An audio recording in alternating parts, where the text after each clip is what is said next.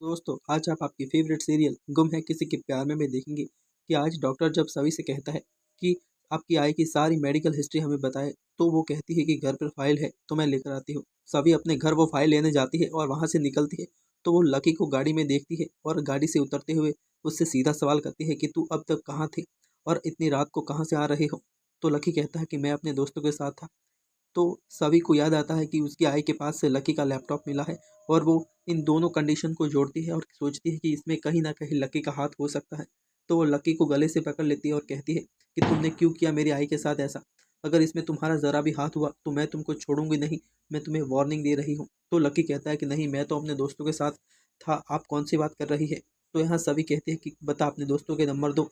तो लकी नहीं दे पाता है। यहाँ पर तारा आ जाती है और लकी की साइड लेकर और सभी को कुछ बोलने नहीं देती और लकी को लेकर घर चली जाती है और लकी को समझा बुझाकर कहती है कि तू अब कुछ दिनों तक अपने कमरे में कहीं गायब हो जा, तू यहाँ नहीं रहेगा, नहीं तो ये सभी तुझे छोड़ेगी नहीं।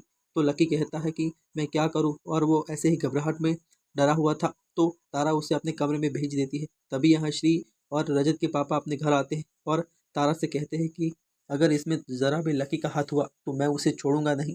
तो यहाँ श्री और तारा कहते हैं कि नहीं, इसमें लकी का हाथ कैसे हो सकता है? भोसले हाउस में जो भी होगा उसका जिम्मेदार क्या हमारा लकी होगा। फिर यहाँ सभी वापस हॉस्पिटल चली जाती है, जहाँ पर नर्स कहती है कि आप थोड़ी देर बाहर जाइए, हमें इनका चेकअप चेकअप करना है। तो वो बाहर आती है, जहाँ देखती है कि रजत हॉस्पिटल में सो नहीं पा रहा और अनकंफर्टेबल है। तो सभी उससे पूछती है, सभी यहाँ रजत से कहती है कि आप यहाँ रात को क्यों रुके? अगर आप बोल देते तो मैं मिलन जीजू या पापा में से किसी को रोक लेती। बट यहाँ रजत कहता है कि नहीं, क्यों रुकेंगे? मैं भी तो आखिर आई का बेटा हूँ। मैंने अपनी मम्मा और आई में कभी कोई फ़र्क नहीं किया है, और मैं एक रात क्या ऐसी 10 रातें हॉस्पिटल में रुक सकता हूँ। तो सभी कहती है कि मैं बस आपको कोई तकलीफ़ नहीं देना चाहती हूँ। तो यहाँ पर वो लगातार रजत से बात कर रही होती है, तो रजत कहता है कि तुम मुझे क्यों देख रही हो और मुझसे मेरे पास क्यों बैठ गई?